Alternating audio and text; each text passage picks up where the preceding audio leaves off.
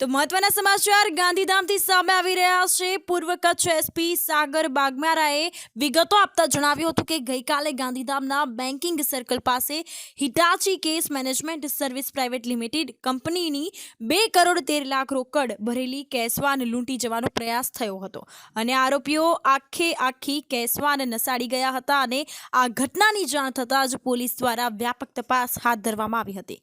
તો આ અંતર્ગત વાત કરીએ તો પીછો કરાતા મીઠી રોહર પાસે આરોપી કેસવાન રેડી મૂકીને નાસી ગયો હતો અને આમ સંબંધી કેસવાન રૂપિયા 2 કરોડ 13 લાખની રોકડ સાથે સલામત મળી આવ્યા બાદ આ ઘટનાની ગંભીરતાને ધ્યાનમાં લઈને પોલીસે સીસીટીવી કેમેરા ચેક કરતા આખરે 6 આરોપીઓની સ્પષ્ટ ભૂમિકા સામે આવી હતી।